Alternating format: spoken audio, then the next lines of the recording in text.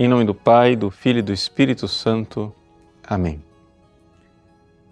Meus queridos irmãos e irmãs, nós celebramos hoje a memória de Santo André Kim Taegon e seus 152 companheiros mártires. Trata-se das primícias dos mártires da Igreja da Coreia. Em 1836, eles ofereceram seu grande sacrifício de amor a Jesus Cristo. O padre André Kim Taegon foi o primeiro padre coreano e ele deu um grande testemunho do seu amor a Jesus Cristo. Se vocês forem olhar a leitura que a Liturgia das Horas nos apresenta hoje com as suas palavras cheias de amor e de fervor por Jesus Cristo, vocês verão o quilate deste santo, ou seja, um santo de um grande porte e que tem uma lição espiritual para nos dar. Santo André nos diz com toda clareza: de nada adiantaria termos nascido e continuar vivendo se não fosse para nós amarmos Jesus Cristo e com isso conseguirmos o reino dos céus. De nada adiantaria nem sequer nós termos entrado na igreja, sermos batizados, conhecer o nome de Jesus, para depois traí-lo.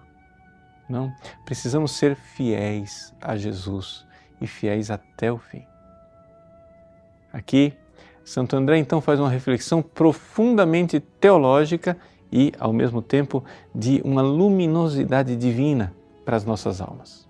Ele diz assim: Jesus fundou a Igreja com a sua morte na cruz. A Igreja continua então crescendo através do sofrimento dos seus membros, ou seja, de nós, fiéis. Mas aqui vem a pergunta: nós cremos de verdade? Nós cremos de verdade que os nossos sofrimentos, quando sofremos por amor a Cristo, são úteis?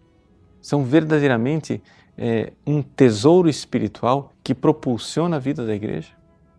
Nós cremos que quando os cristãos são perseguidos, a Igreja de Cristo, na realidade, prospera?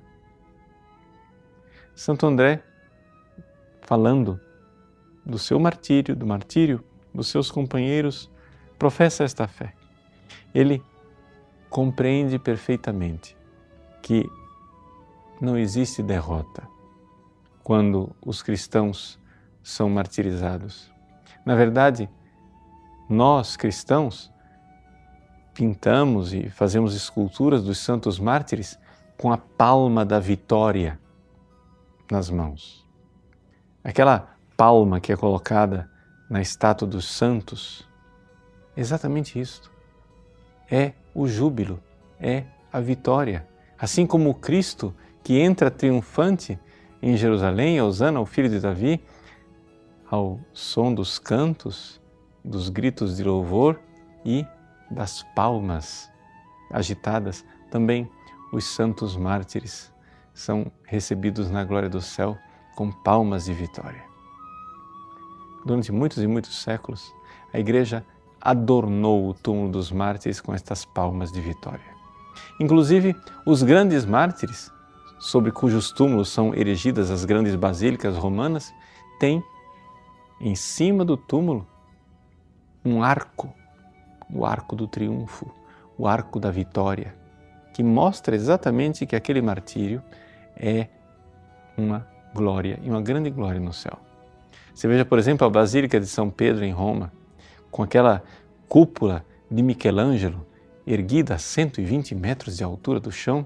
Lá, em cima, no cume da cúpula está escrito: para a glória de Pedro Apóstolo. E o cume da cúpula é exatamente o lugar onde, lá embaixo, a vários metros de distância, está o túmulo de Pedro, o túmulo do príncipe dos apóstolos. Aquilo é o reconhecimento de que, quando nós derramamos o nosso sangue para garantir a fé de Pedro, nós estamos no caminho da glória do céu.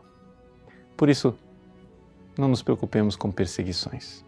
Nos preocupemos sim em ser fiéis a Cristo e aprendamos de Santo André que de nada adiantaria ter nascido e nem mesmo ser batizado se não fôssemos fiéis. Com os nossos sofrimentos, a Igreja de Cristo cresce e prospera. As portas do inferno não prevalecerão e não há nenhum poder humano que possa destruir a Igreja de Cristo. Deus abençoe você. Em nome do Pai, e do Filho, e do Espírito Santo. Amém.